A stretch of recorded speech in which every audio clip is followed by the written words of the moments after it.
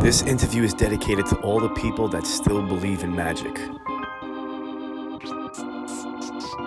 The spiritual gangsters, the dreamers, the doers, the humble, the struggling artists, the believers, and anyone working a stupid job trying to make ends meet just so they can make this dream come true one day. The worst day of your life, maybe the best day of your life. You just may never know it.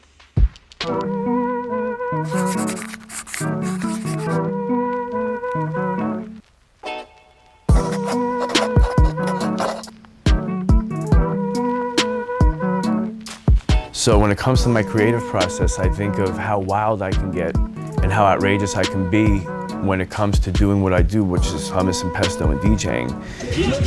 I have a fear of being normal. I still have nightmares of handing resumes in.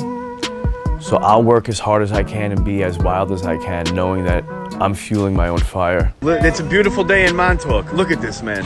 You don't understand. We thought we were going to be shut down because of this bullshit, but the only Corona I fuck with is the Lemon Ice King.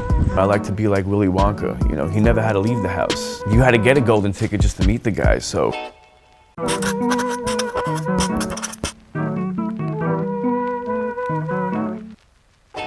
I had heart surgery at 14 years old.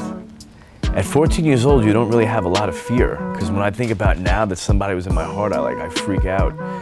And waking up on that hospital bed, going through all that, the doctor telling me I added years to your life because I could have dropped dead one day, that changed me forever. And I just remember just saying, it's gonna be a pirate's life for me.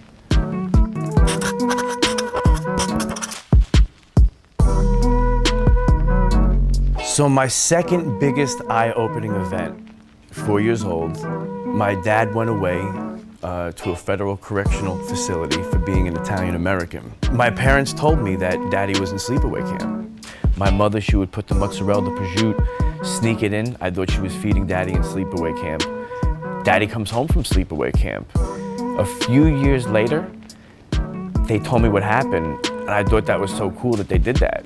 Damn, I still look at my dad that he was in Sleepaway Camp, but I've also learned how you could alter what you put in your brain that could really make things better for you. The movie Life is Beautiful, I relate a lot to that movie. That's why I have it tattooed on me. You really could control what goes on in here, and you can make the worst situation a situation to get out of in the most positive way. That's why I'm always screaming, life is beautiful.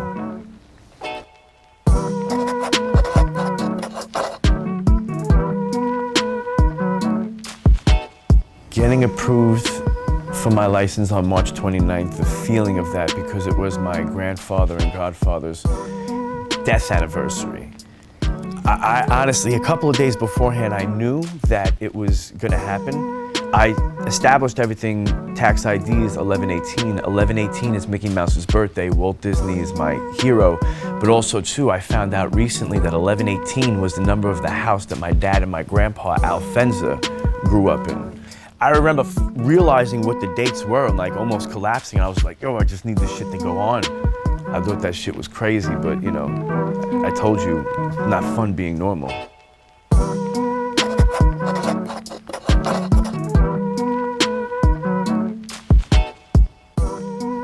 So the Miami project and what exactly happened to it is just simple. My boy taught me how to learn and cook organic.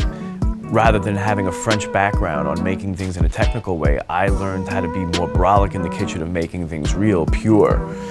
You could still have chicken and waffles organic. You could still have a hot fudge brownie sundae, all organic, all from scratch, of course. Get a little olive oil, put it at the edge of your pizza, you know, give everything flavor. That's the vibe of 2020, give everything flavor, that's the motto. You know, I was born in New York. This is all made in New York. I'm in Montauk and West Hampton. I got my place in Greenwich Village, so I could always say I lived on a tropical fruit farm.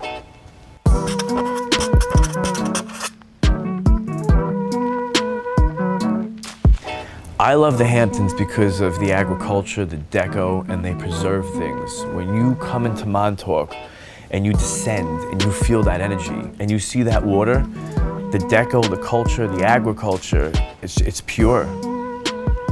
I like pure things.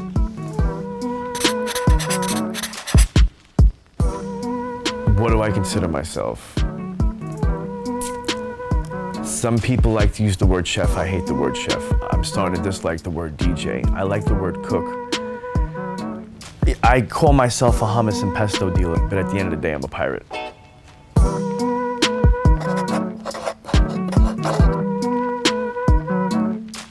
The earliest memory of music, 5th grade, I believe it was 5th grade, wintertime, Saturday, snow on the ground, cold New York.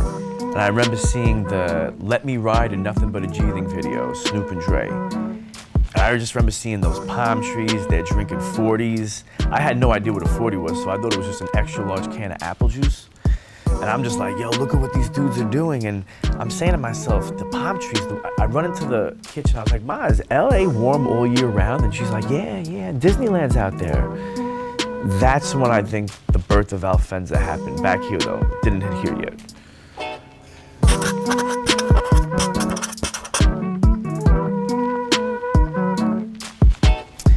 You know, people always ask me if I'm on drugs. You know, it's so funny because everyone always thinks when you're unique that you're on drugs. The answer is, this is no Salvatore Dali where he says I am the drug, because I'm no drug. I believe if something is grown from the earth, it's not a drug. I don't fuck with man-made shit. Those man-made things alter your thinking process, and I need to be pure in here at all times.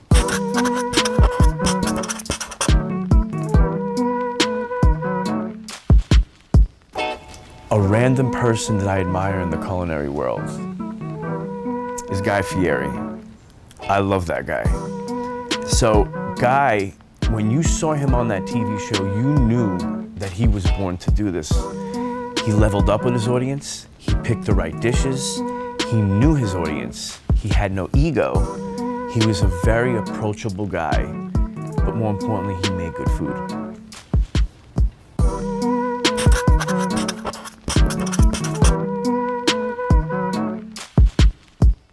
One food that I wish was organic, out of the billions of things, from the bottom of my heart, is yodels and ringdings.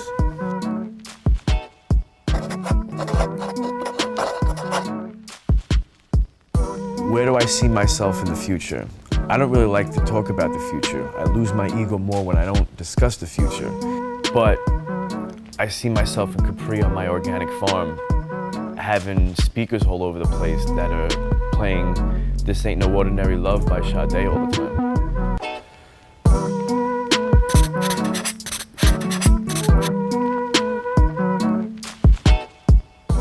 If I could sum up this interview and my life in one quote, 2020, 38 years on this planet, everything that's going on,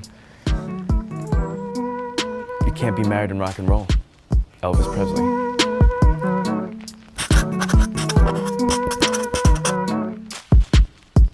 Who's my biggest influences? Walt Disney, of course, that's the main motor scooter on that list. Hendrix, Julia Childs, Eazy-E, love Emerald, still love Emerald, but Emerald needs to come out of hiding. I studied the imagination of Elvis. Elvis had people in the nosebleeds dancing, guys that were like 60 years old that hate everybody were dancing. And that's the energy that I try to bring forth when it comes to making a product and just doing what I